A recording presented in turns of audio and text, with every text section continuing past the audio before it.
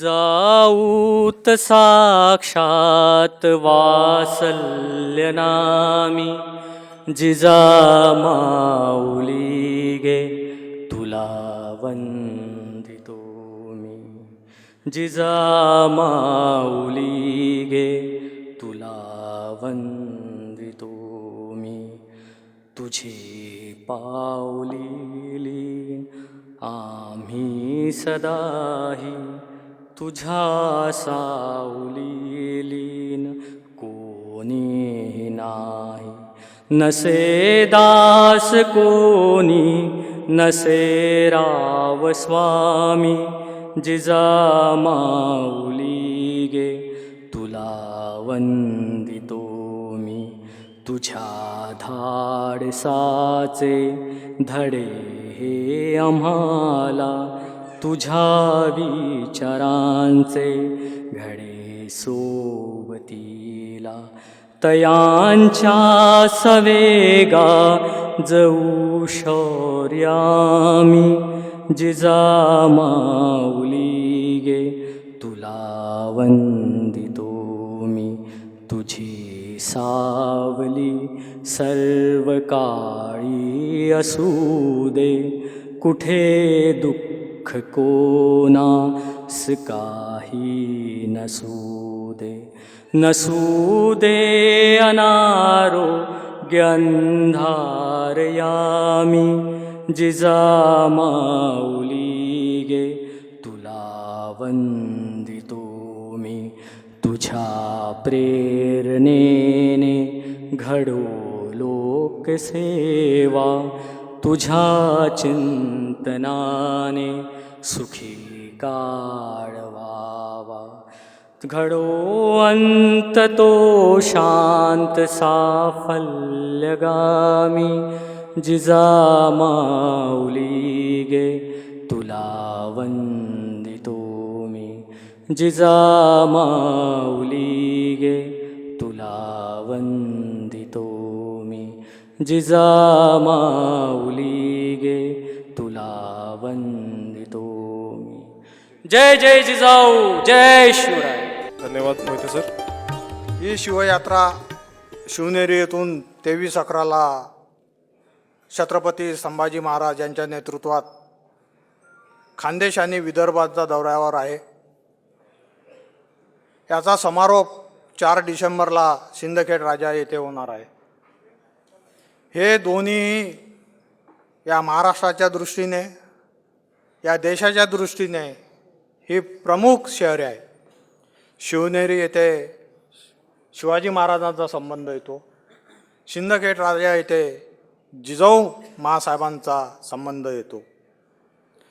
हा व्यापक दृष्टिकोन ठेवून या शिवयात्रेची सुरुवात आहे.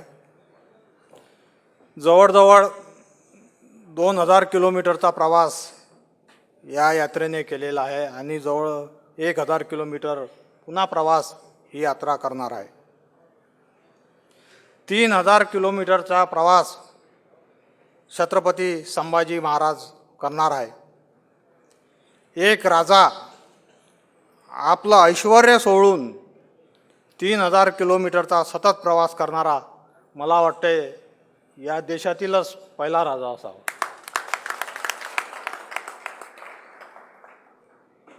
शाहू महाराज शिवाजी महाराज यांचे ते वंशज आहे.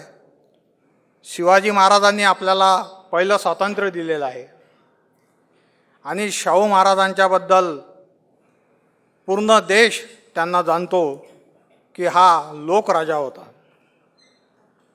आणि लोकराजा असणारा एकमेव राजा आहे की तो लोकराजा होता.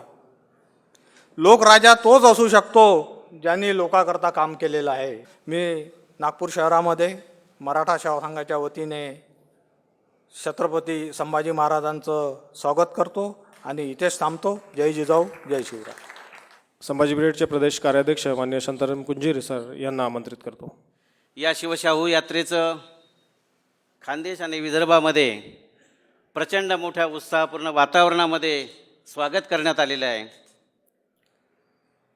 आणि शिवशाहू यात्रा अर्थात छत्रपती रयतेच्या भेटीला ही संकल्पना घेऊन आम्ही सर्वजण ही शिवशाहू यात्रा 4 डिसेंबरला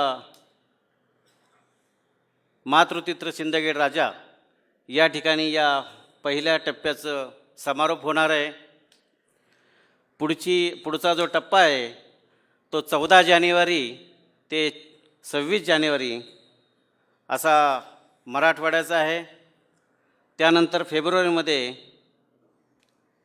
ही शिवशाहू यात्रा पश्चिम महाराष्ट्र आणि कोकणमध्ये जाणार आहे. अशा 3 टप्प्यामध्ये संपूर्ण महाराष्ट्रामधील 35 जिल्ह्यामध्ये ही शिवशाहू यात्रा अर्थात छत्रपती रयतेच्या भेटीला हे अभियान आपण राबवणार आहोत. प्रामुख्यानं मराठा आरक्षणाचा विषय घेऊन छत्रपती संभाजीराजांनी गेली 2-3 वर्ष या महाराष्ट्रातील मराठा समाजाला जागं केलेलं आहे. आणि 4 एप्रिल 2013ला मुंबई येथे जो प्रचंड मोठा महामोर्चा छत्रपती युवराजांच्या नेतृत्वाखाली निघाला, 1 लाख लोक त्या मोर्चाला हजर होते. महाराष्ट्रामधील विविध ज्या संघटना काम करत आहेत त्यांनी आपापल्या परीनं अनेक आंदोलनं केली, परंतु समाज काही जागा होत नव्हता, म्हणावा तसा समाजाचा प्रतिसाद मिळत नव्हता. परंतु ज्या दिवसापासून युवराज छत्रपती संभाजीराजांनी या मराठा आरक्षणाचं नेतृत्व स्वीकारलं त्या दिवसापासून खऱ्या अर्थानं या महाराष्ट्रातील सर्व मराठे जागे झाले, सर्व संघटना जाग्या झाल्या, सर्व समाज जागा झाला आणि 4 एप्रिलचा तो मोर्चा यशस्वी झाला. त्या मोर्चामध्ये इतक्या प्रचंड संख्येने समाज सहभागी झाल्यानंतर या महाराष्ट्र शासनाचे धाबे दणाणले आणि त्यांचे राज्याचे 6 मंत्री आणि 35 आमदार त्या मोर्चाला सामोरे आले आणि त्या स्टेजवरून त्यांनी आपला पाठिंबा जाहीर केला.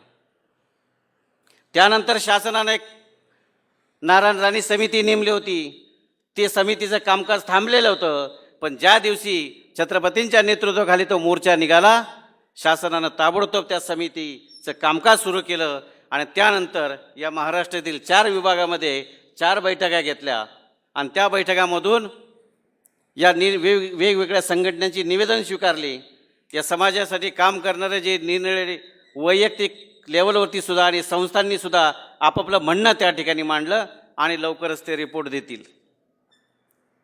शासन काय निर्णय घेईल काय नाही ते आपल्याला आता सध्या काही माहीत नाही, परंतु जर निर्णय घेतला नाही तर छत्रपती युवराज संभाजीराजे भोसले आपल्याला जो आदेश देतील त्याप्रमाणे आपण पुढील वाटचाल करायची.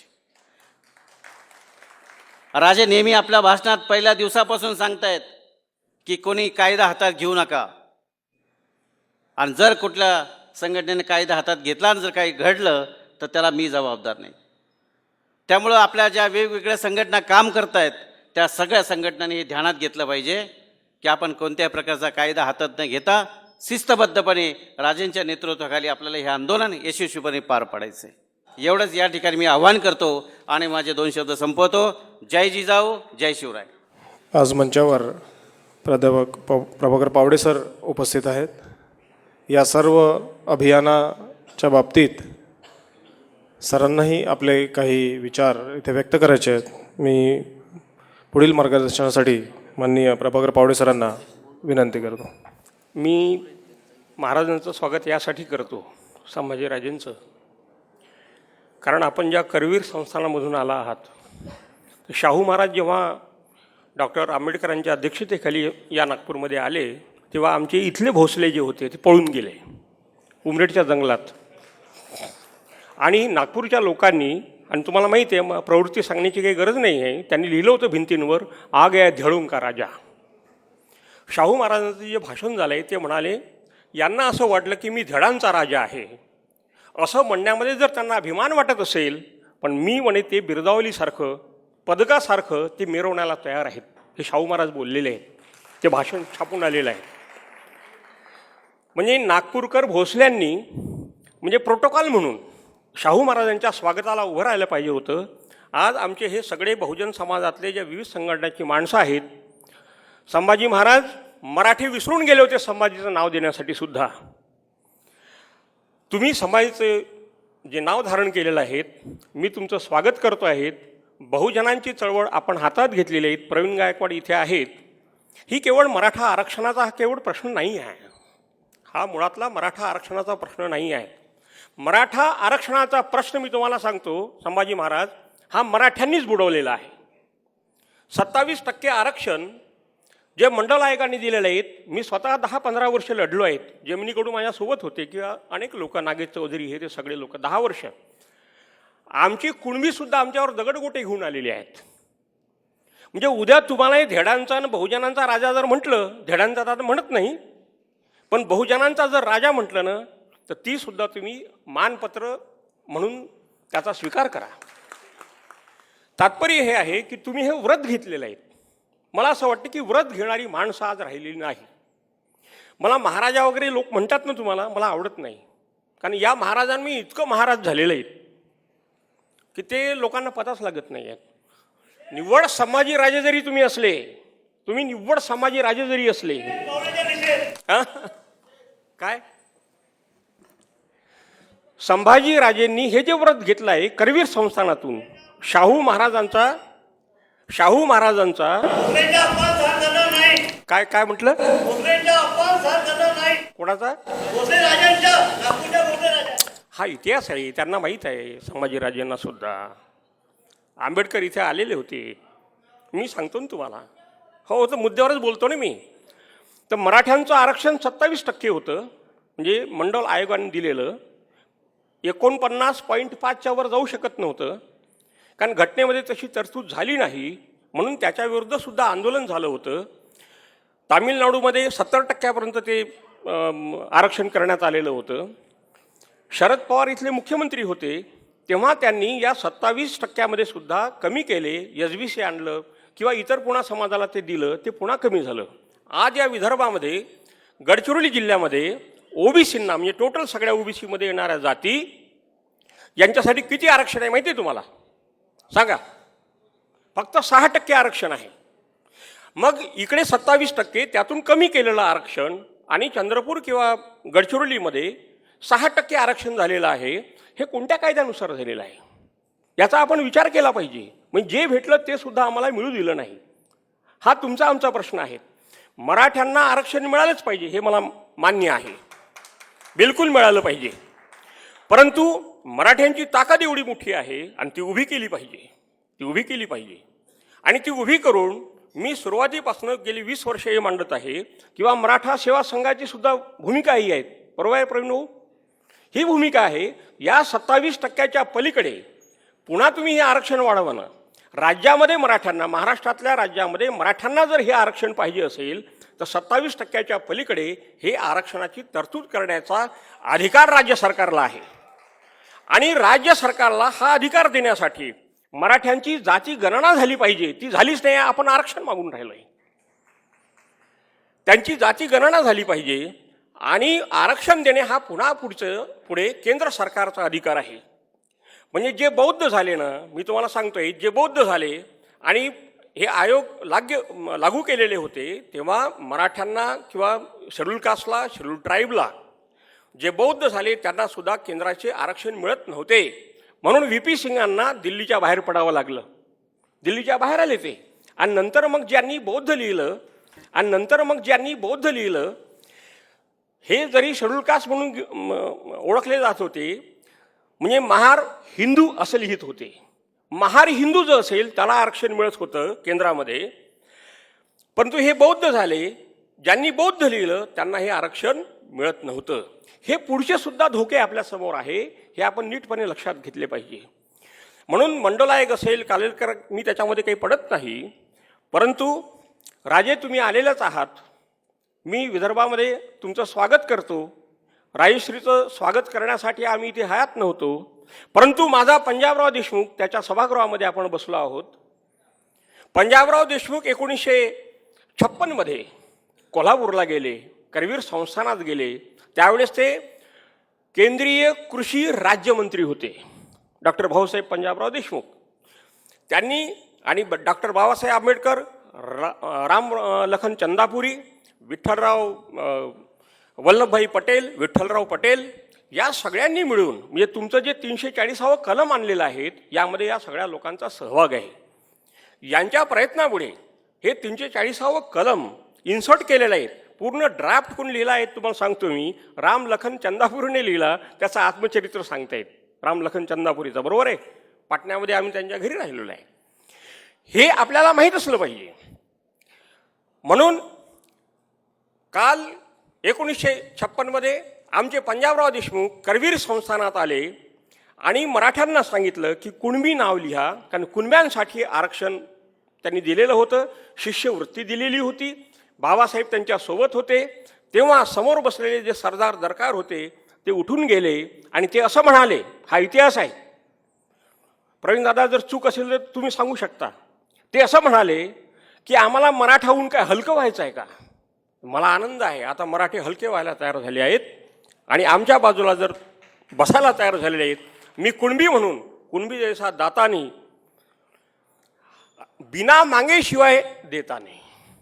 हां, हे त्यांनी वेगळं लिहिलं आहे. ते मी तुमचं इथं स्वागत करतो. मराठे, कुणबी आणि संपूर्ण बहुजन समाज हा पूर्ण कृषीप्रधान समाज आहेत. एकीकडे गोत्र विचारतात, दुसरीकडे कुळ विचारतात. गोत्राचा इतिहास असा आहे, ब्राह्मणांचं गोत्र असतं, ही पुरुष सत्ताक संस्कृती आहे. आणि आपण मामेकुळ विचारतो, ही माझ्या मायेची संस्कृती आहे. मायेची संस्कृती तुम्ही हातात घेऊन निघालेला आहात, तर मी तुमच्या हातात हात द्यायला तयार आहे. धन्यवाद. जय जिजाऊ. मी 1-2 मिनटं बोलू इच्छितो. मी सरांना, प्राचार्य सरांना माझी एक विनंती आहे. 1-2 मिनटं बोलू नका मोबाईलवर प्लीज. माझी प्राचार्य सरांना विनंती आहे. बऱ्याच वर्षानंतर शिवाजी महाराज आणि 18 पगड जात, शिवाजी महाराजांनी स्वराज्य निर्माण करताना 18 पगड जाती 12 बलुतेदारांना घेऊन एकत्र आले. राजर्षी छत्रपती शाहू महाराजांनी सुद्धा बहुजन समाजाला एकत्र आणून वेगळी चालना द्यायचा प्रयत्न केला आहे. ते मी माझ्या भाषणात बोलीनच. 1920ला शाहू महाराज इथं बहिष्कृत परिषदेला इथं आले होते आणि मला हे सगळ्या जणांना एकत्र करताना सर मला इतका कष्ट करावे लागतात.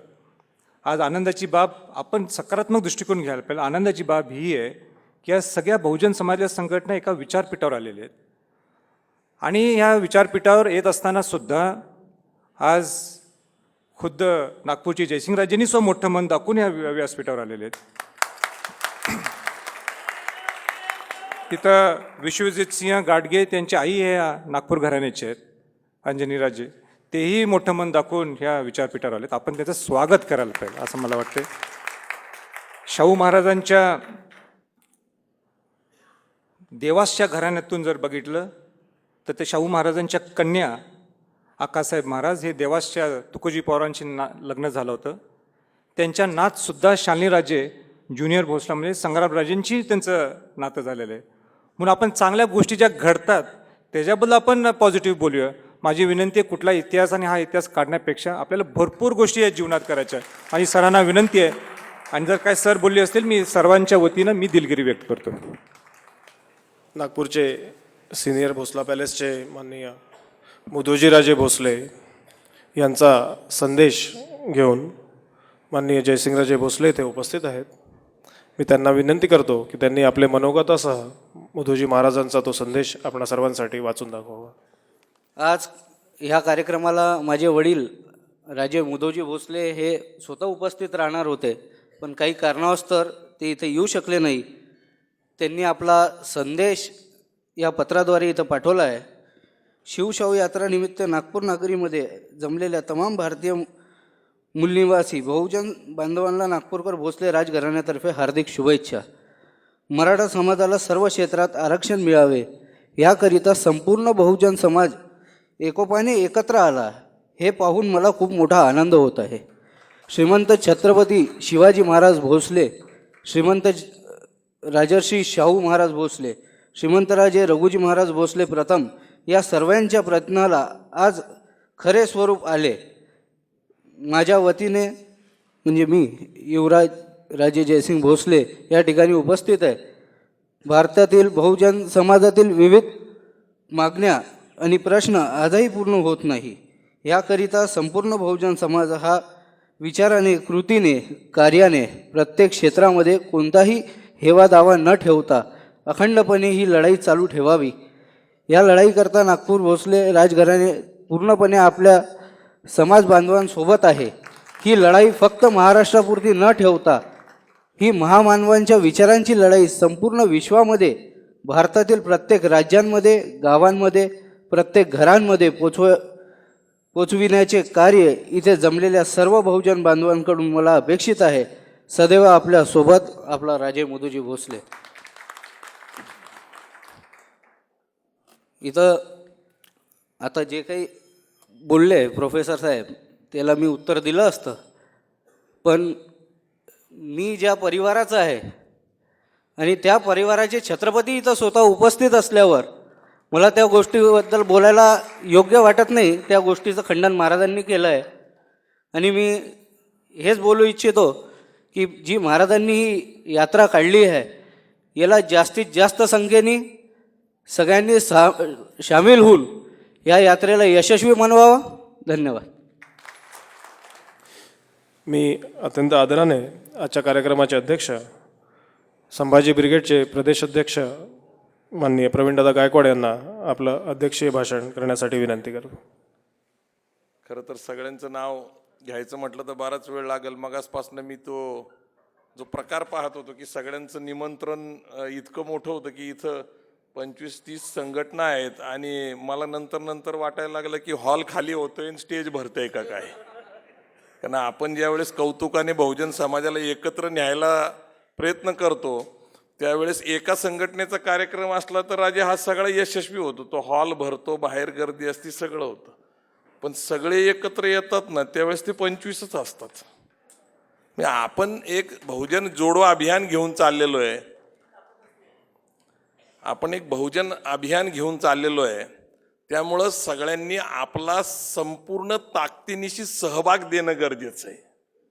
नाही तर आमचं लाख मराठा, एक मराठा आणि एक मराठा लाख मराठा म्हणलं तरी एक मराठा येते आणि म्हणते लाख माझ्या मागे आहे. त्याचा काय उपयोग नाही आहे. आपण आपल्या स्वतःची फसवणूक कुठंतरी थांबवली पाहिजे. ज्यावेळेस गौतम बुद्धाने आपलं राजवैभव सोडून सामान्य माणसासाठी बाहेर पडले, महावीर बाहेर पडले, अनेक संतांची ती परंपरा आहे. छत्रपती शिवाजी महाराज स्वराज्य आणि स्वातंत्र्य निर्माण करण्यासाठी घर सोडून बाहेर पडले. छत्रपती शाहू महाराज राजगादीवर बसल्यानंतर करवीर संस्थांचा दौरा आणि त्यानंतर महाराष्ट्र, जग आणि देश संपूर्णपणे फिरले, समाजासाठी फिरले. पण गेल्या 100 वर्षाच्या इतिहासामध्ये या महाराष्ट्रात आणि देशामध्ये एकही असा राजा नाही की जनतेच्या प्रश्नासाठी रस्त्यावर आलाय आणि तो लढायला लागलाय. शाहू महाराजांचा काळ मात्र वेगळा आहे. शाहू महाराज स्वतः राजे आहेत. स्वतः राजे असल्यामुळं संपूर्ण तिथली व्यवस्था जी होती ती शाहू महाराजांच्या अधीन होती. ज्यावेळेस रयतेचे प्रश्न संभाजीराजे शाहू महाराजांच्या समोर येत होते, शाहू महाराज अध्यादेश काढत होते. त्यासाठी चर्चा, कमिट्या, समित्या हे काय चालले. हे 340व कलम आलं. स्वतंत्र भारतामध्ये खरं तर आरक्षण लागू व्हायला पाहिजे होतं. बाबासाहेबांना कायदा मंत्रिपदाचा त्याच्यासाठी राजीनामा द्यायला लागला. हिंदू कोड बिल आणि ओबीसी आयोगासाठी त्यांनी राजीनामा दिला. बाबासाहेबांनी दबाव तयार केला म्हणून कालेलकर आयोग आला. कालेलकर आयोग आला परंतु त्याची अंमलबजावणी नाही झाली, कारण बाबासाहेब 56 साली गेले.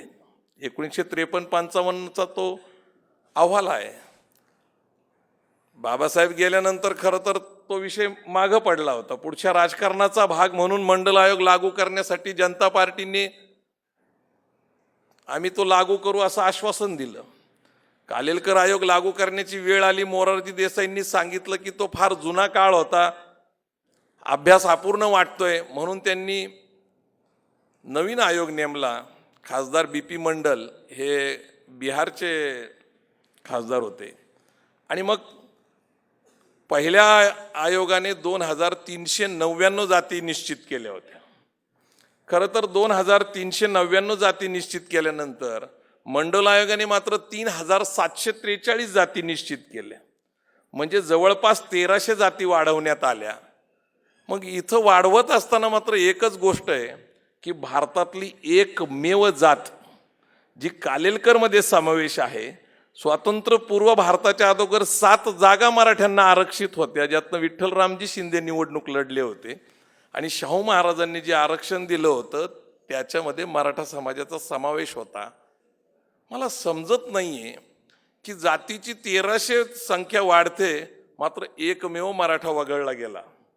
त्याचं कारण असं सांगितलं जातं की मराठा ही जात नाहीये, महाराष्ट्रात राहणारा मराठी बोलणारा.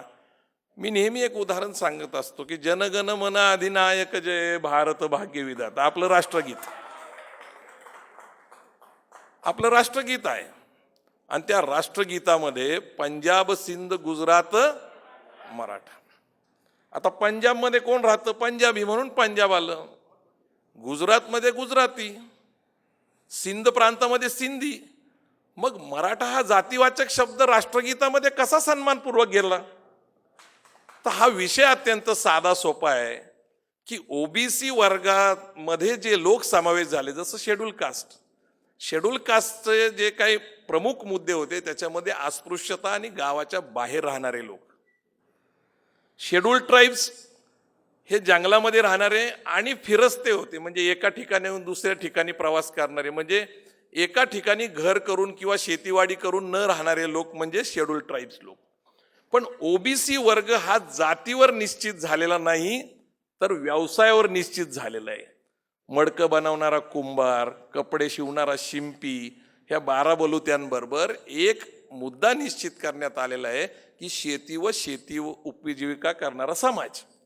आणि म्हणून मराठा समाज हा शेती करणारा आहे, म्हणजे तो कुणबी आहे हे मी म्हणत नाही, तर हंटर स्टॅटिस्टिकल कमिशन ब्रिटिश काळामध्ये लिहिलेलं आहे, व्हॉल्यूम 11 मध्ये लिहिलेलं आहे, Shivaji was a Kunbi and Rajas of Gwalior and Baroda are said to be of the same race. म्हणजे शिवाजी महाराज कुणबी होते हे ब्रिटिश काळामध्ये लिहिलं होतं, त्यावेळेस तर आरक्षणाचा मुद्दाच नव्हता. 1881 ते 1931 ची जनगणना असं सांगते की महाराष्ट्रात राहणारे, म्हणजे आत्ताचा महाराष्ट्र वेगळा आहे, पूर्वीचे 20 स्टेट्स होते, नागपूर स्टेट होतं, बॉम्बे स्टेट होतं, बेंगलोर स्टेट होतं, मद्रास स्टेट होतं. दुसरा एक मुद्दा आपल्याकडे समोर येतो की मराठा क्षत्रिय आहेत. सर, मराठा जर क्षत्रिय आहेत तर छत्रपती शिवाजी महाराजांनी ज्यावेळेस राज्याभिषेक करायचा ठरवला त्यावेळेस इथल्या धर्ममार्तंडांनी ब्राह्मणांनी सांगितलं की तुम्ही शूद्र आहेत, तुम्हाला राजा होण्याचा अधिकार नाही. आता शिवाजी महाराजांना शूद्र ठरवलं, तुकाराम महाराजांना ठरवलं, शाहू महाराजांना ठरवलं. अगदी परवा दिवशी शाहू महाराज शिवाजी महाराजचे वंशज युवराज संभाजीराजेंना त्यांच्याबरोबर मी त्यांच्या देवस्थानाच्या दर्शनाला गेलो होतो. तिथं अभिषेकाच्या वेळेस त्या ब्राह्मणांनी त्यांना शूद्र म्हणलं माझ्यासमोर, तेही इथंच आहेत. अलीकडच्या काळामध्ये सुद्धा छत्रपती शिवाजी महाराज शाहू महाराजांच्या घराण्यातल्या राजपुत्राला जर तुम्ही शूद्र म्हणत असाल तर सामान्य जनतेचं काय? म्हणून मी मराठे शूद्र हे पुस्तक लिहिलेलं आहे.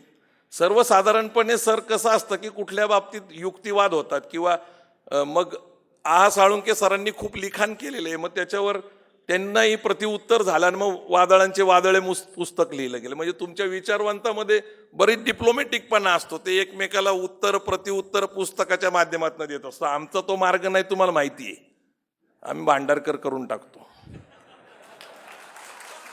पण मी एक पुस्तक लिहिलेलं आहे, ब्राह्मणी धर्मानुसार मराठे शूद्र. अजून कुणीही सर प्रतिउत्तर केलं नाही. एक तर ते मला लायकीचे समजत नसतील, नाहीतर उत्तर नसतील, कारण त्याच्यात सहप्रमाण सिद्ध केलेले. मग मला लोकांनी काही पत्र लिहिली की ब्राह्मणी धर्म काय आहे, म्हणून मी परत पुस्तक लिहिलं हिंदू की ब्राह्मणी.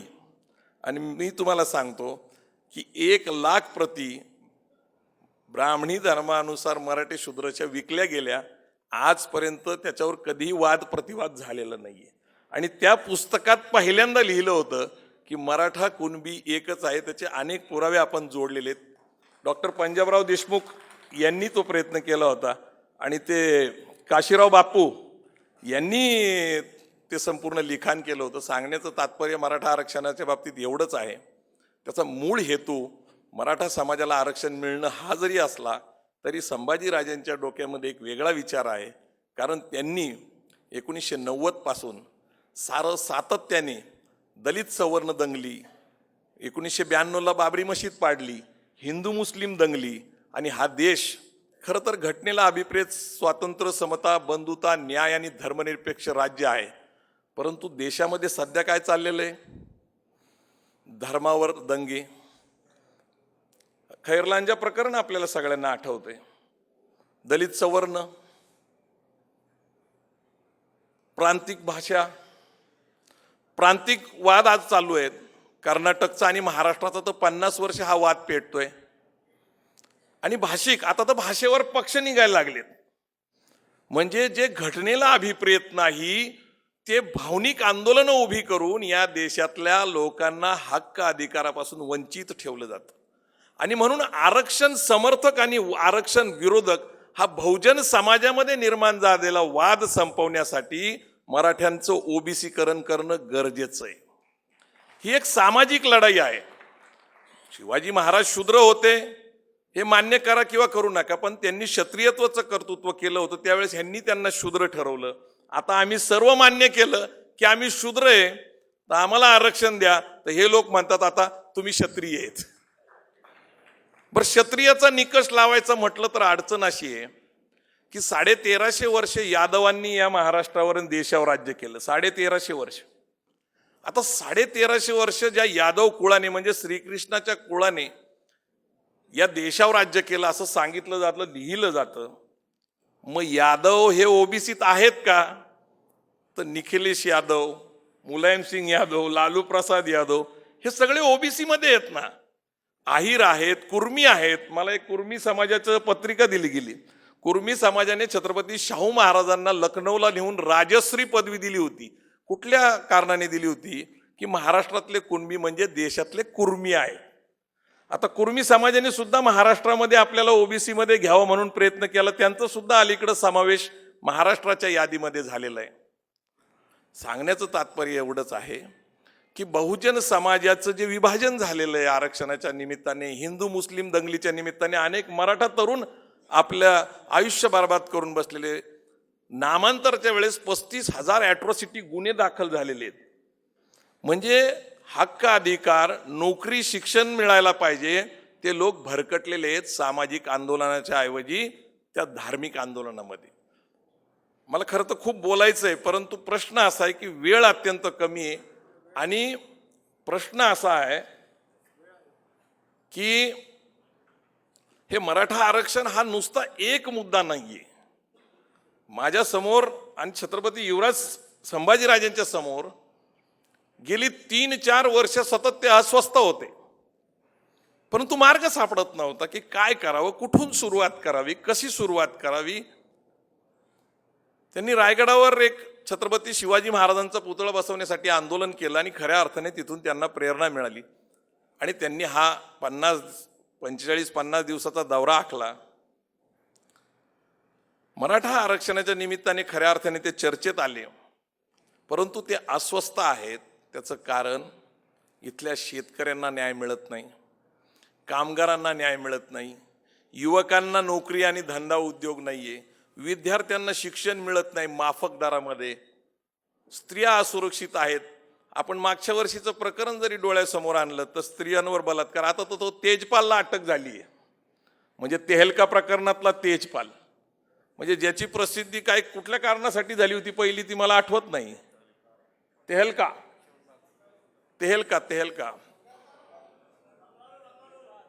हा बंगारू लक्ष्मण बीजेपीचा अध्यक्ष होता. तर अशा प्रकारे स्त्रिया असुरक्षित आहेत. आता एक साधं उदाहरण सांगतो मी की 66 वर्ष झाले या देशाला स्वातंत्र्य मिळून.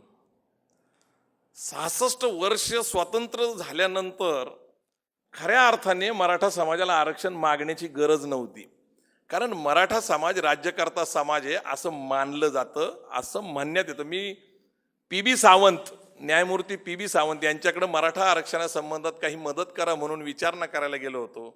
मला म्हटले ते, अरे बाबा 66 वर्ष लोकशाही राज्यासाठी खूप मोठा काळ आहे. 10 वर्षाची एक युवक पिढी धरली तर 6 पिढ्या आतापर्यंत झालेल्या आहेत.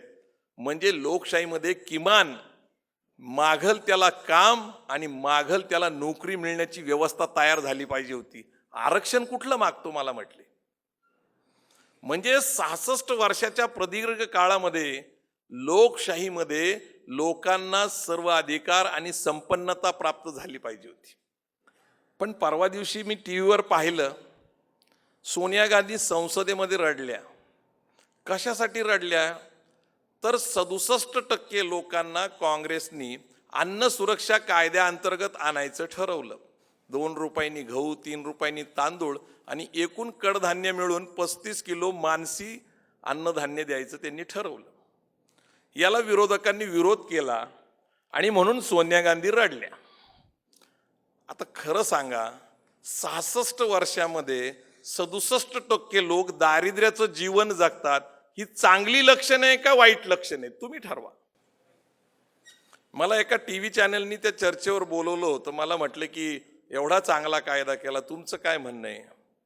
मी म्हणलो मेकिंग पुअरर्स बेगर्स, गरीब माणसाला भिकारी बनवण्याचा कार्यक्रम आहे. त्याचं कारण असं आहे की 2 रुपयांनी गहू आणि 3 रुपयांनी तांदूळ मिळाल्यानंतर इथले शेतकरी, आम्ही गेली कित्येक वर्ष मागणी करतोय की उत्पादन खर्चावर आधारित किंमत मिळावी. आता ह्या 67% लोकांना सरकार जे अन्नधान्य खरेदी करेल ते काय परदेशात ना आणेल का? ते इथल्या शेतकऱ्यांकडूनच खरेदी करेल. आणि ज्यावेळेस बाजारात 2 रुपयांनी 3 रुपयांनी ज्यावेळेस गहू आणि तांदूळ रेशनिंगच्या दुकानावर मिळेल त्यावेळेस लोक मार्केटमध्ये चढ्या भावामध्ये घेतील का? अरे जिथं रेशनिंगची व्यवस्था कित्येक वर्ष आहे ती पूर्ण कोलमडलेली आहे. आजच मी वाचलं की 2.5 लाख टन भात, धान म्हणतात त्याला या भागामध्ये, धान 2.5 लाख टन 5 वर्षापासून पडू नये, म्हणजे त्याला सडायला लागलाय तो. एकीकडं जमवलेलं संपूर्ण धान लोकांमध्ये वाटलं जात नाहीये, दुसरीकडं अन्न सुरक्षा कायद्याच्या नावाखाली लोकांची मतं मिळवण्यासाठी हा सगळा प्रकार सुरू आहे. प्रकार काय आहे की या देशातल्या लोकांना गरिबात गरीब ठेवायचं, भ्रष्टाचाराचा पैसा कमवायचा, पैशाच्या जोरावर मतं विकत घ्यायची आणि संसदेमध्ये जायचं, सत्तेतून संपत्ती आणि संपत्तीतून सत्ता. पहिल्यांदा संपत्ती कमवायची. मला आश्चर्य वाटतं, राजे आम्ही दौऱ्याला सुरुवात केली, एक माणूस आम्हाला भेटायला आला संध्याकाळी उशिरा कार्यक्रम झाल्यानंतर. म्हणला राजे आम्हाला तुमचा आशीर्वाद पाहिजे. राजे म्हणले का बाबा? अहो म्हणला माझं इथं एक 5 स्टार हॉटेल आहे. म्हणला अहो 5 स्टार हॉटेल आहे, एवढं चांगलं आहे, मी आता एवढा उद्योजक आहे, खाजगी दूध मी मिल्क काय ते असतं ते खाजगी डेअरी टाकली आहे दुधाची, एवढं मोठं माझ्याकडे पैसे आहेत, 5-10 कोटी पडू नये आणि मला कुणी विचारतच नाही म्हणले. मग मी ठरवलं की आमदारकीची इलेक्शन लढवायची. आमदारकीची इलेक्शन का लढवायची? समाजसेवा करायची आहे? नाही. समाजाचे प्रश्न सोडवायचे? नाही. स्वतःला जी सगळी व्यावसायिक प्रतिष्ठा मिळालेली आहे पण लोक त्यांना समाज मान्यता देत नाही. कारण आपल्याकडे कसं असतं, लग्नात गेलं की आमदार साहेब आलेत, यांना हार घाला, त्यांना तुरा द्या, त्यांना फेटा घाला. उद्योजक आला विचारतच नाही. 5 स्टार हॉटेल आहे माझं, बोलवतच नाही, सन्मानच नाही. व्यावसायिक प्रतिष्ठा असते हे आमच्या लोकांना समजतच नाही. नंतर आम्ही पुढच्या दौऱ्याला दुसऱ्या जिल्ह्यात गेलो. परत एक माणूस आला, म्हणला मी खासदारकीची इलेक्शन लढवणार आहे, डॉक्टर आहे, बऱ्याच लोकांना चिरलेला आहे, तो पैसा पडून आहे. आता पैशाचा खळखळाट त्याला गप्प बसून देत नाही. म्हणला 5-25 कोटी गेले तरी चालत्यात, लय ऑपरेशन केलेत म्हणला. आणि ही स्थिती अशी आहे की समाजसेवेची गरज असताना लोक स्वतःच्या प्रतिष्ठेसाठी विधानसभा आणि लोकसभेमध्ये जायला लागले. झालंय काय? सिस्टीम कशी चालली आहे? महाराष्ट्राच्या 2000च्या निवडणुकीनंतर महाराष्ट्राच्या मुख्यमंत्रीपदी अशोक चव्हाण आदर्श मुख्यमंत्री म्हणून बसले आणि नंतर ते गेले. आता लोकशाही पद्धतीमध्ये कसं असतं की विधिमंडळाचा नेता त्या विधिमंडळाचे सदस्य विधानसभेचे सदस्य निवडतात. सर्वसाधारणपणे ही प्रक्रिया आहे. विधानसभेच्या सदस्यांना विचारलं जातं की तुमचा नेता कोण आणि मग वळ कळवलं जातं. काँग्रेसमध्ये कसं काम चालतं? काँग्रेसमध्ये काम असं चालतं की हायकमांडचे 3 निरीक्षक टिळक भवनला, मुंबईला काँग्रेस भवनमध्ये येतात. म्हणजे टिळक भवन आहे त्याचं नाव, काँग्रेसचं मुख्य कार्यालय आहे. NT चेंबरमध्ये ते बसतात. सगळ्या आमदारांना ते बोलवतात, सगळे आमदार बसतात. मग एका एकाला आत बोलवतात. मग एका एकाला आत बोलवल्यानंतर ते 3 निरीक्षक मधला अहमद पटेल आलेल्या आमदाराला एकटाच बोलवलेला असतो. त्याला म्हणतो, हाय कमांडचा असा आदेश आहे की आम्ही पृथ्वीराज चव्हाणला दिल्लीहून महाराष्ट्रामध्ये मुख्यमंत्री म्हणून पाठवत आहे, तुमचं काय मत आहे? हाय कमांडनी असं ठरवलेलं आहे की महाराष्ट्रात आम्ही पृथ्वीराज चव्हाणला मुख्यमंत्री म्हणून पाठवतोय. आमदाराला विचारतोय, तुमचं काय मत आहे? आमदार थोडा विचार करतो, म्हणतो इलेक्शन जवळ आलेली आहे, बाबा जर मुख्यमंत्री झाले तर मंत्रिपदाची संधी सुद्धा असू शकते. मग निरीक्षकाला अहमद पटेलला तो म्हणतो, माझं बी तेच मत आहे, मला बी तसंच वाटतंय. मग अहमद पटेल म्हणतो, सही करा. रेजिस्टरवर सही घेतली जाती. 1 2 3 4 5 6 7 8 9 10 11 12 13 14 15 67 सह्या केल्या जातात. राष्ट्रवादी काँग्रेसचा अधिक पाठिंबा घेतला जातो आणि राज्यपालाला कळवलं जातं की एक मताने विधिमंडळाचा सदस्यांनी आपला नेता निवडलेला आहे. निवडलाय कुणी? हाय कमांडनी. सांगितलं काय जातं? विधिमंडळाच्या सदस्यांनी. तुम्ही आमदार खासदार जात म्हणून निवडून देता, तो पक्ष म्हणून निवडून येतो. तुम्ही तुमचा जातीचा म्हणून बटन दाबता.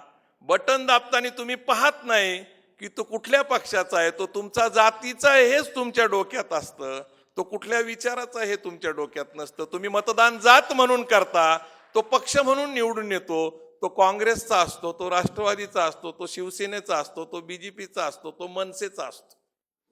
मग आम्ही म्हणतो महाराष्ट्राचं सरकार मराठ्यांचं आहे. मुख्यमंत्री मराठा, उपमुख्यमंत्री मराठा, विधानसभेचा अध्यक्ष मराठा, विधान परिषदचा अध्यक्ष मराठा, विरोधी पक्ष नेता मराठा, सगळेच मराठे. तरी मराठ्यांना का आरक्षण मिळत नाही? अरे मराठ्यांना जर आरक्षण मिळवायचं असेल तर लोकशाही पद्धतीने किमान तुमचा महाराष्ट्राचा मुख्यमंत्री तरी विधानसभेत नाही यायला पाहिजे. तो हायकमांडनी विधान परिषदमधनं पाठवलेला आहे. जर आमची लोकशाही जर अशी असेल, राज्यसभेतनं 10 वर्ष पंतप्रधान आमच्या डोक्यावर बसवला जातो, एकही निषेध मोर्चा निघत नाही, एकही प्रतिक्रिया उमटत नाही. जर राज्यसभेतनं, अरे साधी गोष्ट घ्या, लोकातनं नियुक्त असलेला नगराध्यक्ष 5 वर्षासाठी असावा म्हणून स्थानिक स्वराज्य संस्थेमध्ये नगराध्यक्षाच्या निवडणुका डायरेक्ट झाल्या, आठवतात तुम्हाला? म्हणजे लोकांना हवा असलेला नगराध्यक्ष, लोकांना हवा असलेला महापौर डायरेक्ट इलेक्टेड. ही प्रक्रिया जिथं सुरू झाली तिथं आज हायकमांडचा पंतप्रधान आणि हायकमांडचा मुख्यमंत्री जर अस्तित्वात असेल तर सामान्यांचा आवाज त्यांच्यापर्यंत कसा जाईल? कारण तुम्ही त्यांना निवडून दिलेलं नाहीये, हायकमांडनी त्यांना पाठवलेलं आहे. त्यामुळे सामान्यांच्या प्रश्नाचा आणि हायकमांडचा काडीचा संबंध नाहीये. घटनाविरोधी निर्णय घेतले जातात. डंकेल आला, गॅट आला, LPG आलं, अलीकडे FDI आलं. आम्ही बोंबलून सांगतोय सामाजिक कार्यकर्ते, आम्ही संख्येने 25, जनता ते तिकडं. हा देश विकायला निघालेला आहे. या देशाला विकण्याची परिस्थिती निर्माण झालेली आहे. डॉलरचा भाव कुठं गेलेला आहे, सोन्याचा भाव कुठं गेलेला आहे, महागाई कुठं गेलेली आहे. पण महागाईवर चर्चा फक्त त्यावेळेसच होती ज्यावेळेस कांदा 90 रुपयावर जातो. महाराज आता येताना एका कांद्याच्या शेतामध्ये गेले होते.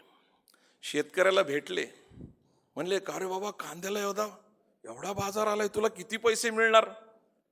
त्यांनी खालचे कांदे उचलले आणि दाखवले. एवढे चिंगळी कांदे होते, चिंगळी.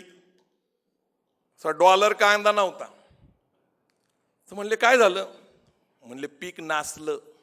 कारण बियाणं खराब, मिश्र खती खराब, पाऊस अवेळी पडतो, कांदा शेतात सडला आणि 100% कांदा याच्यापैकी 20%च मार्केटमध्ये पोहोचला. डिमांड अँड सप्लायच्या तत्वाप्रमाणे कांद्याचा बाजार वाढला. तर लगेच टीव्ही आणि प्रचार प्रसार माध्यमांनी स्त्रियांच्या डोळ्यात पाणी आलं. अरे स्त्रियांच्या डोळ्यात पाणी 90 रुपये 100 येत नाही, कांदा कापला तरी येतं ना बाबा, कांदा कापला तरी येतं. मग शेतकऱ्यांच्या बाजारभावाला जर चांगला योग्य भाव मिळाला की मग मध्यमवर्गीय आणि हे लोक अस्वस्थ होतात. पेट्रोल वाढलंय, डिझेल वाढलंय, गाड्यांच्या किमती वाढल्या, एसटी बस महागली, रेल्वे महागलेली आहे, शिक्षण महागलंय, आरोग्य महागलंय. अरे तुम्ही 10 रुपयाला चहा पिता, चांगल्या उडपी हॉटेलमध्ये गेलं तर 50 रुपयाला कॉफी प्यायला लागते. सगळं महागलंय ना, कपडे महागलेले आहेत, सगळं महागलंय. मग शेतकऱ्यांना योग्य भाव मिळत नसेल तर त्याच्यासाठी प्रामाणिक आंदोलन कोण करणार? आम्ही विदर्भात आलो तर कापसाच्या शेतीचे प्रश्न, तुरीच्या बाजाराचे प्रश्न, सोयाबीनचे प्रश्न, तिकडं पश्चिम महाराष्ट्रामध्ये ऊसाचा प्रश्न. आणि हे सगळं कधीपासून चाललंय? 66 वर्षापासून. सांगण्याचं तात्पर्य असं आहे की इथं शेतकरी असुरक्षित आहे, असमाधानी आहे. आणि सगळ्यात जास्त विदर्भामध्ये शेतकऱ्यांनी आत्महत्या केलेल्या आहेत. आम्ही अनेक शेतकऱ्यांच्या कुटुंबांना भेटायला गेलो, ज्यांच्या कुणीतरी आत्महत्या केलेली आहे. त्यांच्या वडिलांना भेटलो, त्याच्या बायकोला भेटलो, त्यांच्या आईला भेटलो, त्यांची खरी समस्या समजून घ्यायचा प्रयत्न करतोय. राजे त्याच्या विस्ताराने बोलणारच आहेत. कामगाराचे अनेक प्रश्न आहे, हाताला काम नाहीये. मराठी कुठे भेटतात आम्हाला? मुंबईला गेले तर VT स्टेशनवर, बॅग उचलू का? बाहेर आलो, माथाडी कामगार, त्या सगळ्या VT स्टेशनवर तुम्ही बाहेर आला की तिथं महात्मा फुले मंडई आहे, चला भाजी हे उचलू का? नाहीतर रोजगार हमी योजनेवर.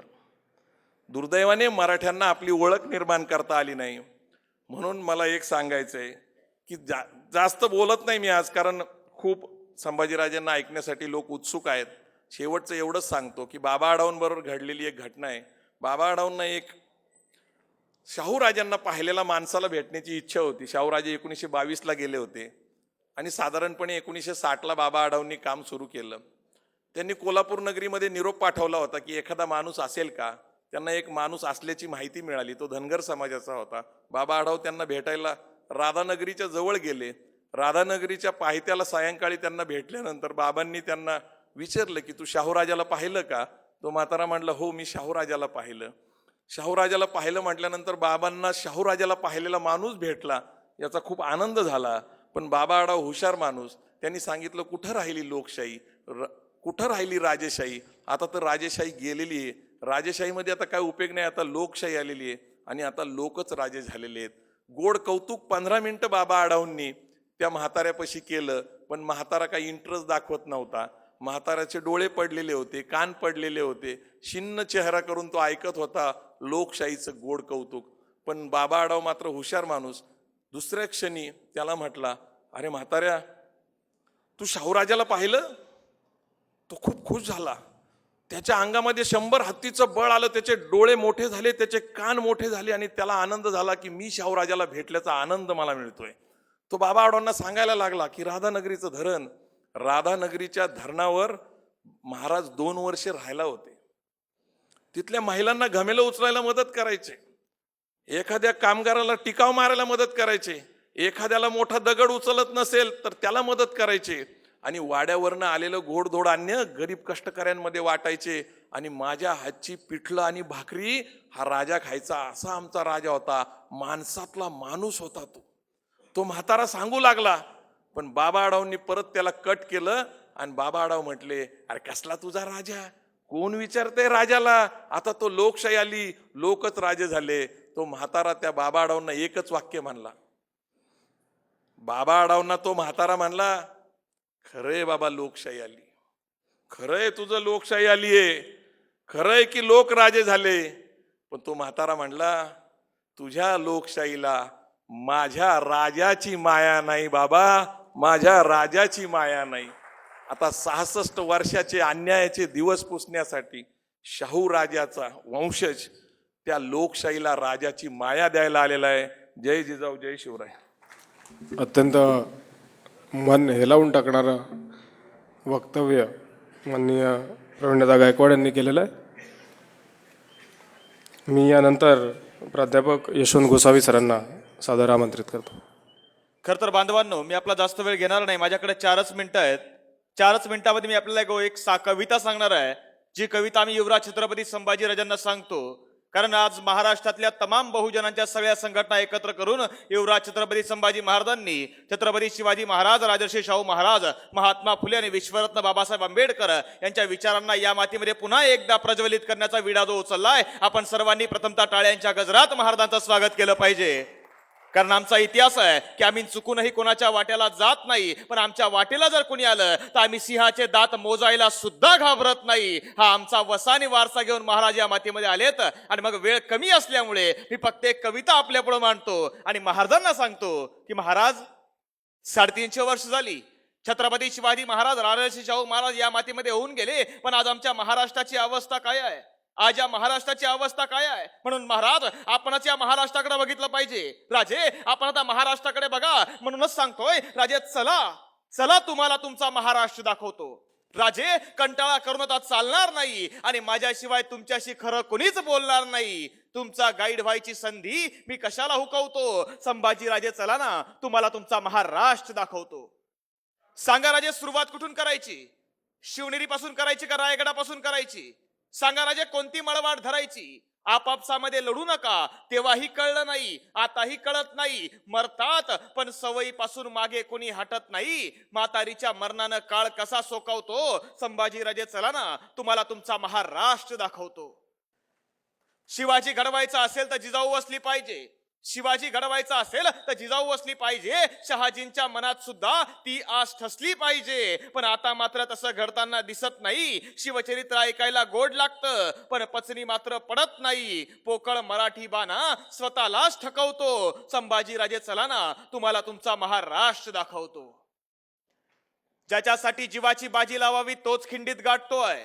ज्याच्यासाठी जीवाची बाजी लावावी तोच खिंडीत गाठतोय. रांझ्याचा पाटील तर फुटाफुटाला भेटतोय. आधी लगीन कोंढाण्याचं म्हणायची तानाजी मर्यादा हिंमत नाही. आधी लगीन कोंढाण्याचं म्हणायची तानाजी मर्यादा हिंमत नाही. आणि बापदाद्याच्या पराक्रमाची रायबाला आता किंमत नाही. इतिहास राहिला नाही, जो तो सोयीनुसार वाकवतोय. संभाजी राजे, चला ना, तुम्हाला तुमचा महाराष्ट्र दाखवतोय.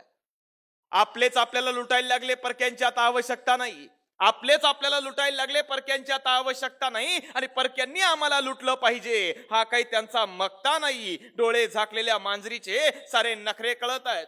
डोळे झाकलेल्या मांजरीचे सारे नखरे कळत आहेत. आणि मनातल्या मनात कृष्णा भास्कर कुलकर्णीचे डाव अजून वळवळत आहेत. आपलाच गनिमी कावा बघा आपल्यालाच चकवतोय. संभाजी राजे, चला ना, तुम्हाला तुमचा महाराष्ट्र दाखवतोय. तो बघा त्याचा प्रदेश, तिथंच त्याचा किल्ला आहे. तो बघा त्याचा प्रदेश, तिथंच त्याचा किल्ला आहे. अष्टप्रधान मंडळाचा फायदेशीर सल्ला आहे. ज्याचा त्याचा झेंडा आहे, ज्याची त्याची मुद्रा आहे. ज्याचा त्याचा झेंडा आहे, ज्याची त्याची मुद्रा आहे. सुखी माणूस तोच ज्याच्या अंगात खादीचा सदरा आहे. डोक्यावरून पाणी चाललंय, जो तो आपल्या पुरतं चुकवतोय. संभाजीराजे, चला ना, तुम्हाला तुमचा महाराष्ट्र दाखवतोय. पुरंदरच्या तहाची परंपरा राजे इथं जोरात पाळली जाते. पुरंदरच्या तहाची परंपरा राजे इथं जोरात पाळली जाते. परस्परांचा फायदा असेल तर राजकीय लढाई सुद्धा टाळली जाते. राजकीय मांडवली झाली की 5 वर्षापुरतं तरी भागतं. राजकीय मांडवली झाली की 5 वर्षापुरतं तरी भागतं. संभाजी जामीन ठेवायला राजे शिवाजीचं काळीज लागतं. दुसऱ्याच्या जळत्या घरासमोर आम्ही आमचे कपडे वाळवतोय. संभाजी राजे, चला ना, तुम्हाला तुमचा महाराष्ट्र दाखवतोय. शेतकऱ्यांचा प्रश्न असा जसा वेड्यामध्ये पन्हाळा आहे. शेतकऱ्यांचा प्रश्न असा जसा वेड्यामध्ये पन्हाळा आहे. 12 महिने 13 त्रिकाळ त्याच्या घरामध्ये उन्हाळा आहे. राजे, चुकूनही बघू नका शेतकऱ्याची अवस्था कशी आहे. राजे चुकूनही बघू नका, शेतकऱ्याची अवस्था कशी आहे. विषासाठी पैसे नसतील तर घरच्या आढ्याला फाशी आहे, तरी सरकार विचारतंय हप्ते का थकवतोय. संभाजीराजे चला ना, तुम्हाला तुमचा महाराष्ट्र दाखवतोय. राजे राजे राजे आता आम्हाला मावळे समजू नका. राजे आता आम्हाला मावळे समजू नका, आता इथं सगळेच बावळे आहेत. राजे आता आम्हाला मावळे समजू नका, आता इथं सगळेच बावळे आहेत. शिवरायांना केलंय देव आणि त्यांची इथं देवळं आहेत. लाज वाटते म्हणून सांगतो, पदरचं मी रेटत नाही. लाज वाटते म्हणून सांगतो, पदरचं मी रेटत नाही. अरे 3-3दा शिवजयंती साजरी होतेच कशी, माझ्या बंडखोर मनाला पटत नाही. लोकशाहीचा मी पाईक तुमच्या शिवशाही समोर माथा टेकवतोय. संभाजीराजे चला ना, तुम्हाला तुमचा महाराष्ट्र दाखवतोय. संभाजीराजे चला ना, तुम्हाला तुमचा महाराष्ट्र दाखवतोय. जय जिजाऊ, जय शिवराय. यानंतर युवराज छत्रपती संभाजी महाराज. पण तत्पूर्वी पुन्हा एकदा आवाज घुमला पाहिजे. छत्रपती शिवाजी महाराज की, राजर्षी छत्रपती शाहू महाराज की, विश्वरत्न डॉक्टर बाबासाहेब आंबेडकरांचा. जिजाऊ मासे, स्वराज्याचे संस्थापक छत्रपती शिवाजी महाराज, स्वातंत्र्यवीर, स्वराज्यवीर छत्रपती संभाजी महाराज, करवीरच्या संस्थापिका छत्रपती ताराबाई राणीसाहेब, आरक्षणाचे जनक राजश्री छत्रपती शाहू महाराज, ज्यांनी आपलं राज्य पूर्ण ओरिसा बंगालपर्यंत नेलं, ते नागपूरचे रघुजी महाराज पहिले. यांना मी वंदन करतो. आणि आज शिवशाहू यात्रे या नागपूरच्या ठिकाणी जी इथं सभा इथं आयोजित केलेली आहे, या कार्यक्रमाला इथं आवर्जून इथं उपस्थित असलेले नागपूरचे श्रीमंत जयसिंगराजे भोसले, याच विचारपीठावर इथं उपस्थित असलेले श्रीमंत विश्वजित सिंह किर्दत घाटगे, ज्यांनी अध्यक्षीय भाषण आत्ताच केलं, ते संभाजी ब्रिगेडचे राज्याचे अध्यक्ष माननीय प्रवीणदादा गायकवाड, प्राध्यापक यशवंत गोसावी,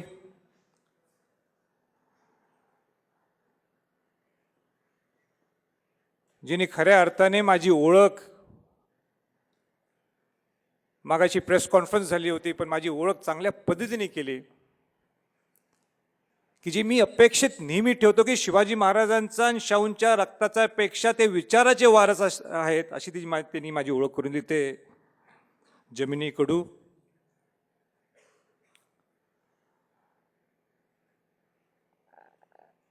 विविध संघटनेतले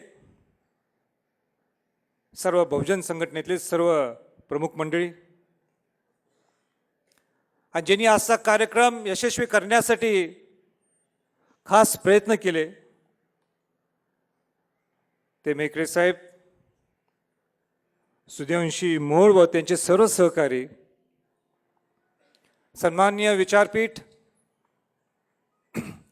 पत्रकार बंधूंनो व उपस्थित सर्व बंधू भगिनींनो, माझ्या दृष्टिकोनातून आज फार महत्त्वाचा दिवस आहे. नागपूरला नेहमी येणं होतं, पण हा माझा सार्वजनिक पहिला कार्यक्रम आहे नागपूरला. ते सुद्धा मला आज राजश्री छत्रपती शाहू महाराजांची आठवण होते. शाहू महाराजांनी पूर्ण महाराष्ट्रात किंबहुना भारतात बहुजन समाजाचा उद्धार व्हावा म्हणून सगळीकडे दौरे केले.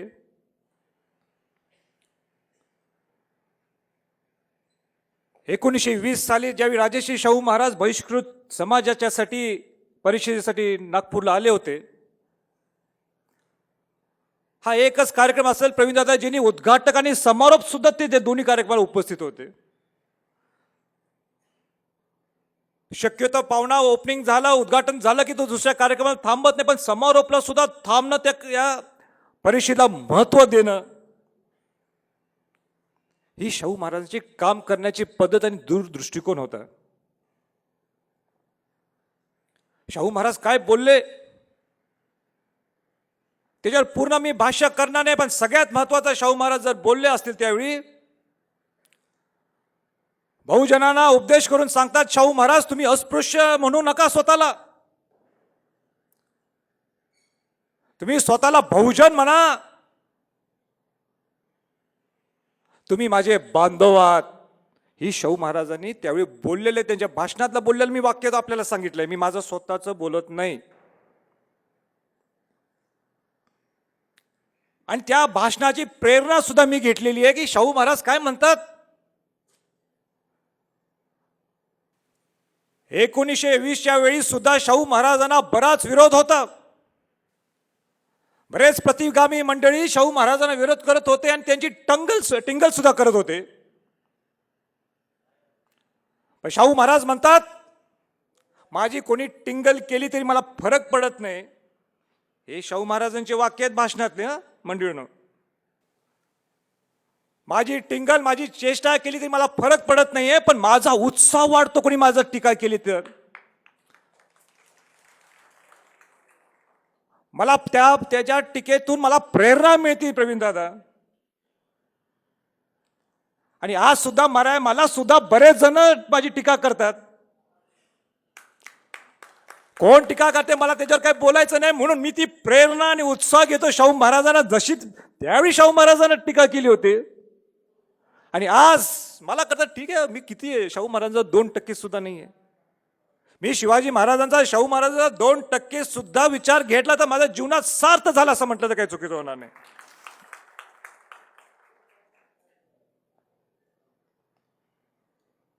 शिवाजी महाराजांनी 18 पगड जाती 12 बलुतेदारांना घेऊन स्वराज्याची निर्मिती केली. स्वराज्य हे सुराज्य व्हावं हे त्यांची संकल्पना होती. आणि त्यानंतर राजश्री छत्रपती शाहू महाराजांना बहुजन समाजाला सगळ्यांना एकत्र आणलं, एका छताखाली आणलं.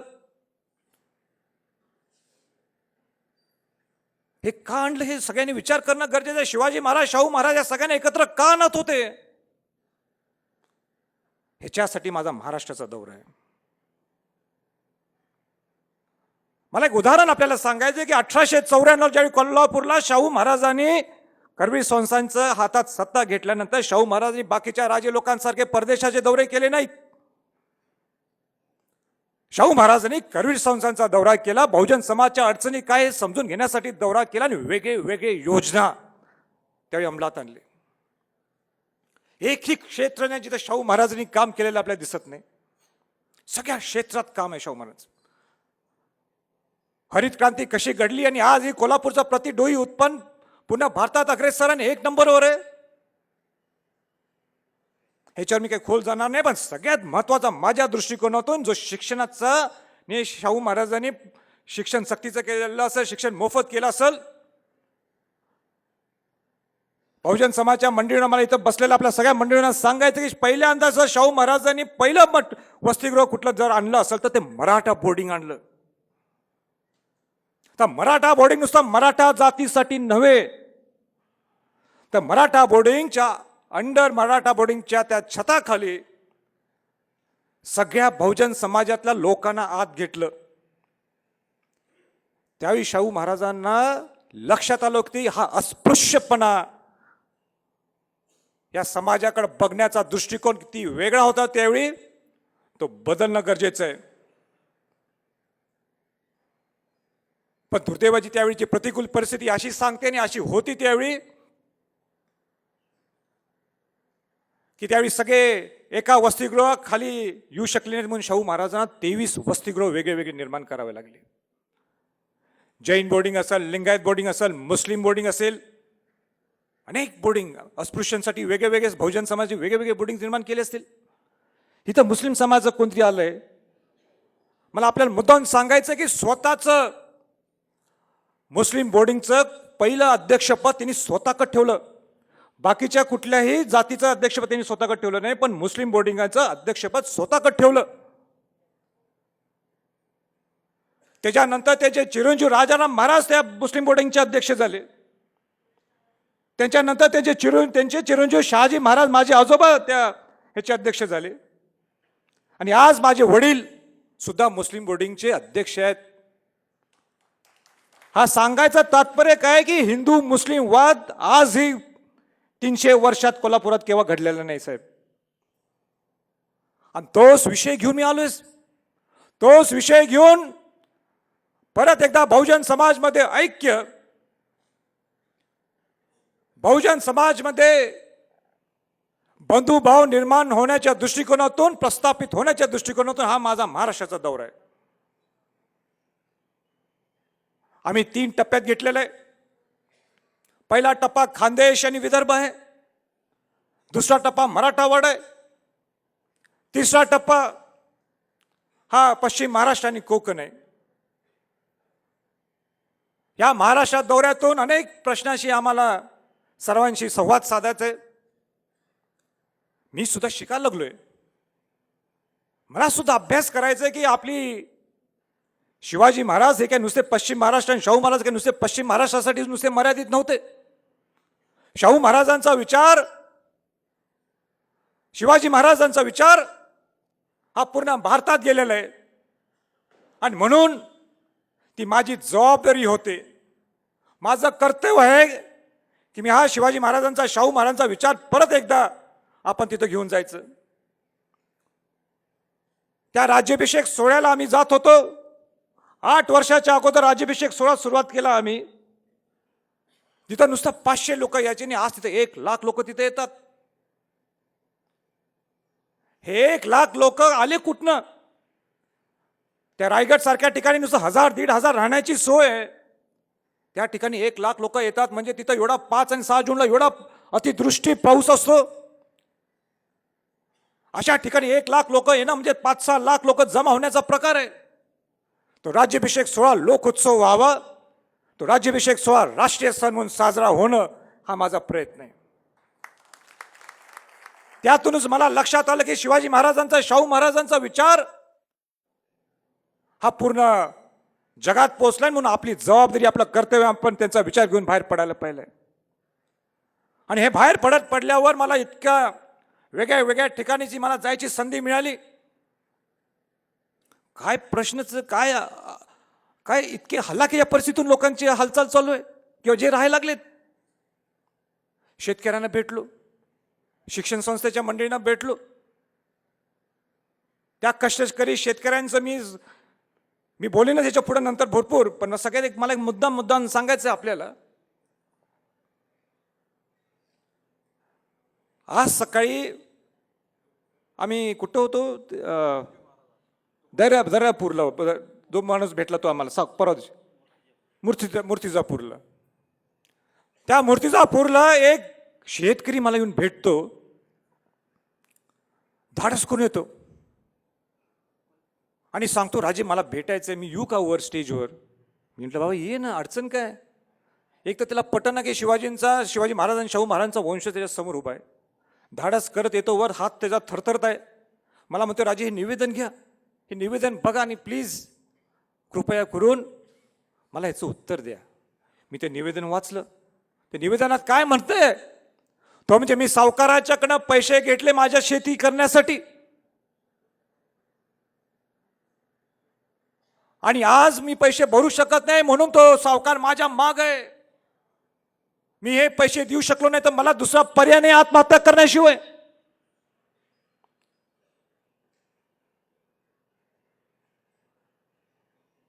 बंधूंनो, मला आपल्याला सांगायचं की त्या मिनिटाला मी एसपीना फोन लावला आणि सांगितलं मला हा लवकरचा लवकर विषय हा सोडता यायला पाहिजे. हा एक निमित्त होता, एक माणूस आला. असे किती प्रश्न आहेत त्या गावी.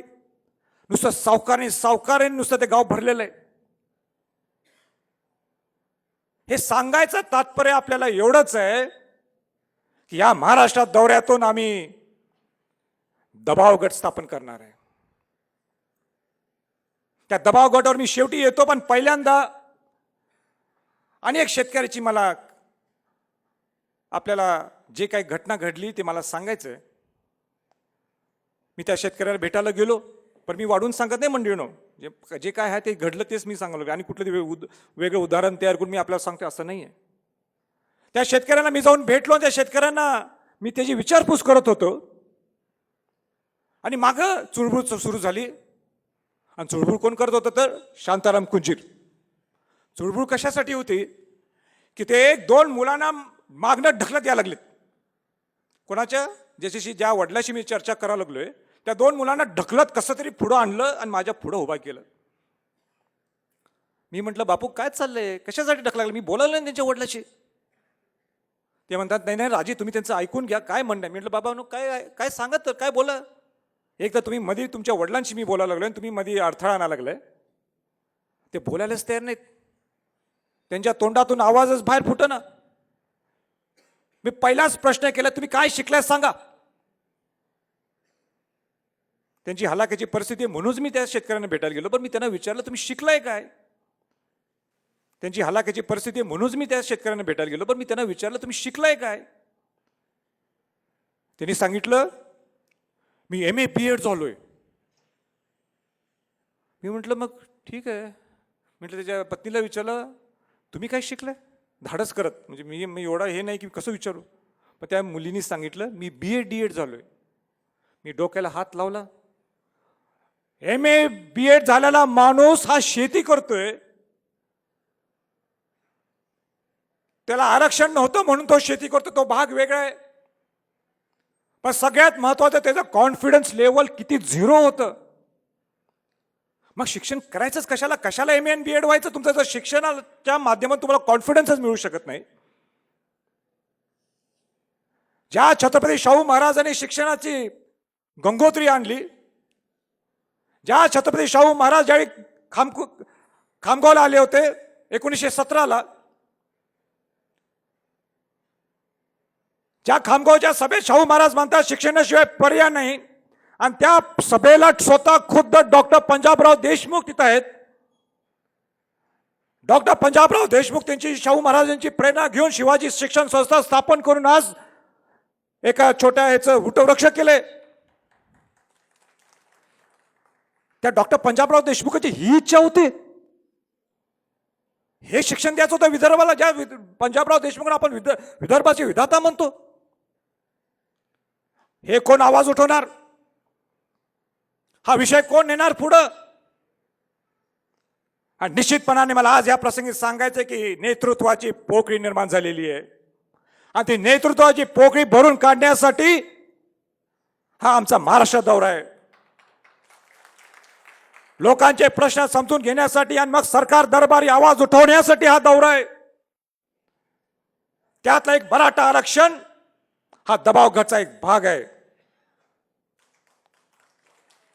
मराठा आरक्षण ज्यावेळी आम्ही मुंबईला 4 एप्रिलला महामोर्चा काढला, त्या मुंबई सारख्या ठिकाणी इतक्या प्रतिकूल परिस्थितीत शौचालय नाही आहेत, ज्या ठिकाणी तिथं जेवणाची सोय नाही ना, परत आपला विदर्भ खानदेश पश्चिम महाराष्ट्रातल्या माणसाला परत एकदा आपला परतीचा प्रवास करायचा असतो, जाण्याची सोय नाही असताना सुद्धा 1 लाख लोक तिथे येतात म्हणजे किती मोठी बाब आहे.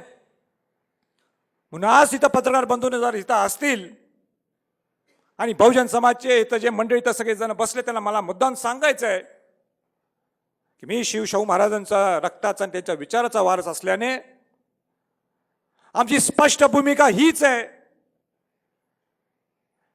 की पहिल्यांदा तुम्ही आम्हाला ओबीसी मध्ये समावेश करून घेणं गरजेचं आहे. एकदा तुम्ही ओबीसी मध्ये आम्हाला समावेश करून घेतलं, इतर राज्यात ज्याप्रमाणे वाढीव आरक्षण देण्यात आलेलं आहे, आंध्र प्रदेश, तामिळनाडू, कर्नाटकमध्ये जसं वाढीव आरक्षण देण्यात आलेलं आहे, तसं तुम्ही आम्हाला वाढीव आरक्षण द्यायला पाहिजे. आणि हे आरक्षण मिळवत असताना आम्हाला ज्या ओबीसीना आरक्षण दिलं जाते त्याच्यातलं त्याला त्यांच्यातल्या आरक्षणात धक्का न लावता आम्हाला आरक्षण मिळालं पाहिजे. माझा महाराष्ट्र सरकारला हेच म्हणणं आहे की तुम्ही म्हणताय 50% सुप्रीम कोर्टाने पॉलिसी लेआउट केलेली आहे, मग तुम्ही 2% अजून वाढून कसं दिले? 52% आरक्षण कसं देता? पण नारायण राणेंचं आपण जरा या मिनिटाला आपण कौतुक करू की त्यांनी समिती नेमलेल्या आहेत की जेणेकरून ते आंध्र प्रदेश, तामिळनाडू, कर्नाटक सगळे जातील आणि अहवाल लोकसभेच्या अगोदर देतील. म्हणून सध्या आपण वेट अँड वॉच पॉलिसी आहे. मगाशी शांताराम बापूंनी सांगितलं, कुंजिरांनी सांगितलं, आम्ही अकोल्याला असताना आम्ही ओबीसीच्या मंडळींना भेटलो, विद्यार्थी होते, त्यांनी आपल्या भावना व्यक्त केल्या. त्यांनी सांगितलं ओबीसीला जे स्कॉलरशिप मिळायला लागलेली आहे ती आमची स्कॉलरशिप रद्द करण्याचं कोणतरी षडयंत्र आणायला लागले. भाटी अहवाल असं काहीतरी माझ्या कानावर आहे. अहो तुम्ही मला बोलवा, आम्ही ओबीसींच्या बरोबर आहोत, बोलतो ते करून दाखवतो. ज्या शिवाजी महाराजांनी, शाहू महाराजांनी 18 पगड जाती 12 बोलतो त्यांना एकत्र आणलं, शाहू महाराजांनी आणलं एकत्र. तर माझी ही नैतिक जबाबदारी आहे. हा दौरा त्याच्यासाठी आहे की बहुजन समाजाचे प्रश्न समजून घेण्यासाठी हा दौरा आहे. तिथं जिथं मला तुम्हाला माझा वापर करायचा असेल, शाहू महाराजांचा विचाराचा वापर करायचा असेल, आपण मला तिथं बोलवा. अहोरात्र तुम्ही मला फोन करा, राजे तुमच्या सेवेशी असेल. या प्रसंगी मला एवढंच सांगायचंय.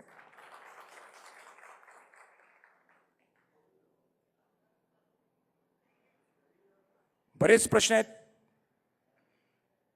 शेतकऱ्यांचा आत्महत्येचा प्रश्न आहे, ते कोण सोडवणार?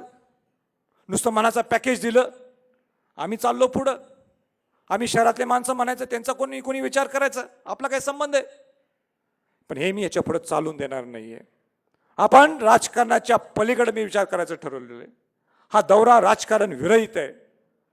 जे राजकारणाच्या पुढाऱ्यांना जमत नाही ते आपण सर्वांनी करायचंय.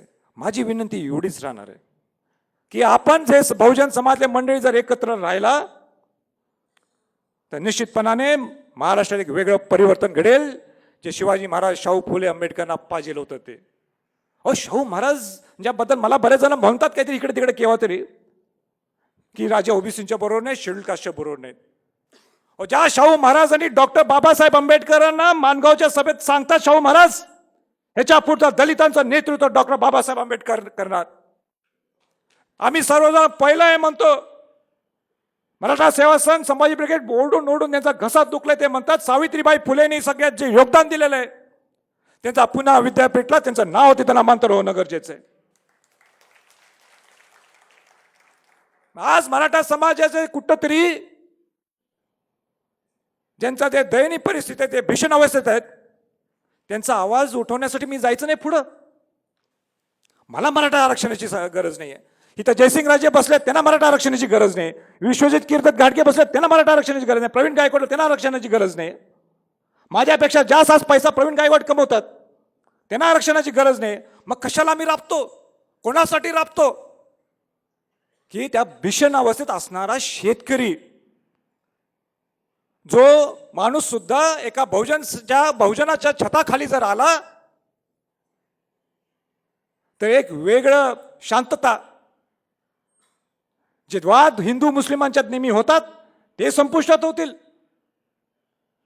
जे वाद सवर्ण आणि दलितांच्यात होतात ते संपुष्टात येतील. आणि ह्याला म्हणतात शिवराज्य. मला आणि एक खंत आहे, एवढं बोलून मी बोलणं बंद करणार आहे. मी माझा सगळ्यात आणि महत्वाचा मुद्दा मी मगाशी प्रेस कॉन्फरन्सला सविस्तर पद्धतीने बोलले, पण इथं बोलत नाहीये. ज्याच्यातून शिवाजी महाराज घडले, या किल्ल्यांचं कोण लक्ष देणार? रायगड किल्ला असा जिथं शिवाजी महाराजांना छत्रपती पदवी संबोधण्यात आली, ज्या रायगड किल्ल्यातून शिवाजी महाराजांचा राज्याभिषेक झाला, ज्या रायगड किल्ल्यातून शिवाजी महाराजांनी आपलं स्वराज्य हे स्वराज्य व्हावं, ज्या ठिकाणी शिवाजी महाराजांचा मृत्यू झाला, या रायगडचं कोण बघणार? राजगड किल्ला किती जणांना माहिती आहे? किती जण गेलेत राजगड किल्ल्याला? शिवाजी महाराजांची पहिली राजधानी स्वतः शिवाजी महाराजांनी बांधून घेतलेला किल्ला आहे मंडळींनो, इंदुरकरांच्याकडून. सिंधुदुर्ग किल्ला घ्या, जलदुर्ग किल्ला आहे. तिथलं पहिलं मंदिर त्यांचे चिरंजीव छत्रपती राजाराम महाराजांनी बांधून घेतला. त्याचा सभा मंडप राजेश्री छत्रपती शाहू महाराजांनी बांधला. त्या सिंधुदुर्ग किल्ल्यात शिवाजी महाराजांचा ठस्सा आहे हाताचा. त्या सिंधुदुर्ग किल्ल्याचं काय, तोही शिवाजी महाराजांनी बांधून घेतलेला किल्ला इंदुरकरांच्याकडून. करवीच्या संस्थापिका ताराबाई राणे साहेबांची राजधानी पन्हाळ्याचं कोण लक्ष देणार? संभाजी महाराजांचा जन्म झाला पुरंदर, त्या किल्ल्यांचं कोण लक्ष देणार?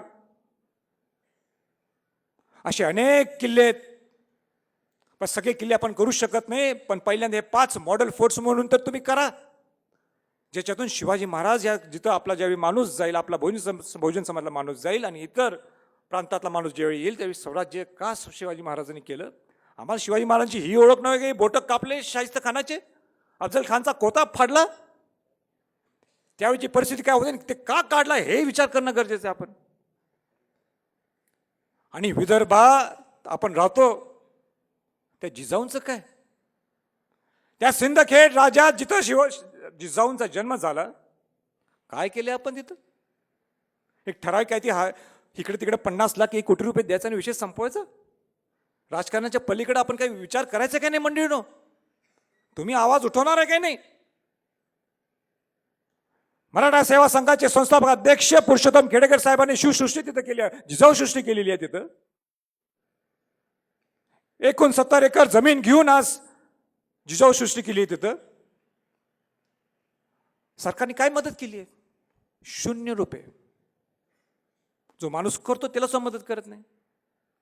आणि राजस्थान किल्ल्यांचं काय मग? ज्या किल्ल्याने केव्हाही लढाया पाहिल्या नाहीत, ज्या किल्ल्याने केव्हाही लढाया केल्या नाहीत, एक महाराणा उदयपूर त्यांचं घराणं जर सोडलं, महाराणा प्रताप सिंगांचं, त्या किल्ल्यांना भरघोस मदत मिळते. जो इतिहास नाही पण तिथं इतिहास ते दाखवतात. राजस्थानचे किल्ले सुंदर, पैसे कुठने येतात? त्यांना पैसे नाही. आमच्या किल्ल्यांना पैसे नाहीत, ज्या किल्ल्यांना जिवंत इतिहास आहे. हजारो कोटी रुपये त्या किल्ल्याला मिळतात. याचा विचार कोण करणार? म्हणून या प्रसंगी मला आपल्याला एकच सांगायचं आहे, मी प्रामाणिकपणाने बाहेर पडलो. या सरकारला, कुठलंही सरकार असू दे, या किल्ल्यांच्या संवर्धनासाठी सुद्धा मी रस्त्यावर उतरणार आहे. तुम्ही मंडळींनी मला साथ दिली तर माझी ताकद आणि जोरात वाढणार आहे. एकच उदाहरण देतो दबाव गटचं आणि मी माझं भाषण संपवतो. जी गोष्ट कोणाला जमत नाही ती मला सगळ्यांना एकत्र घेऊन करायची मला फार जुनी सवय आहे. त्यातला एक मराठा आरक्षणचा एक विषय असेल.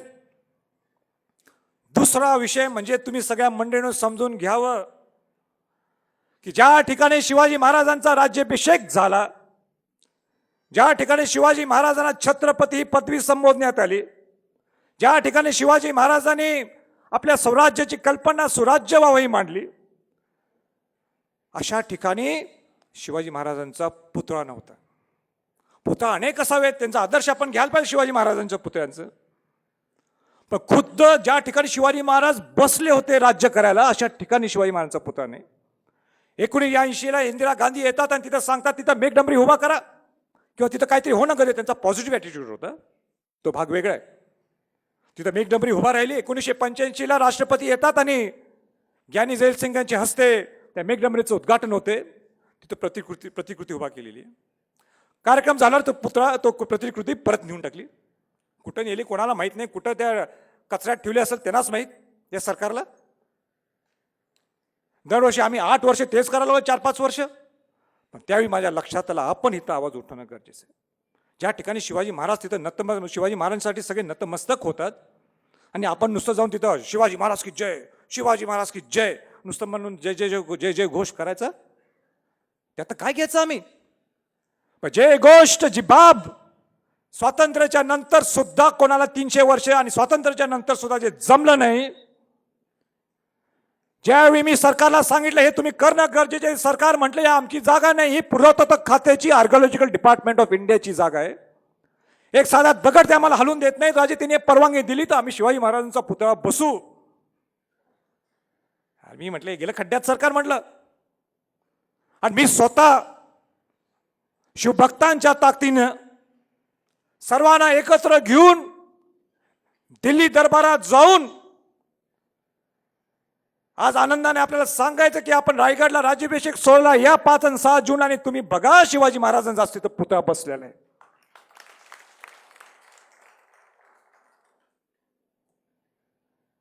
म्हणून दबाव गट हे यशस्वी होऊ शकते, पण तुमची ताकद पाहिलंय. माझ्या दृष्टिकोनातून आज अति महत्त्वाचा दिवस आहे, अविस्मरणीय माझ्यासाठी हा असा कार्यक्रम आहे. ज्या शाहू महाराजांच्या नंतर आज मला कितीतरी वर्षानंतर मला आज संधी मिळाली नागपूरला यायला आणि सार्वजनिक कार्यक्रमात बोलायला आणि शाहू महाराजांचे विचार मला सांगायला मिळाली परवानगी. याबद्दल मी मनापासून आभार व्यक्त करतो. आणि नागपूरचे जयसिंग राजेंचं, विश्वजित कीर्तनचं मी मनापासून स्वागत करतो की त्यांनी मोठ्या मनाने आज या कार्यक्रमाला इथं आलेत. असंच तुम्ही या लढ्यात तुम्ही आम्हाला साथ द्या. निश्चितपणाने जे नागपूरकर भोसलेंनी जो इतिहास गाजवला, नेहमी घराण्याची नाते आम्ही, तुम्ही सुद्धा भोसले, आम्ही सुद्धा भोसले, तुम्ही जे घराण्याची जी एक ताकद परत एकदा दाखवून देण्यासाठी आज तुम्ही इथं आलात, याबद्दल मी मनापासून आपला आभारी आहे. असंच प्रेम सर्वजणांनी छत्रपती घराण्यावर ठेव एवढीच अपेक्षा व्यक्त करतो आणि आपली रजा घेतो. जय हिंद, जय महाराष्ट्र.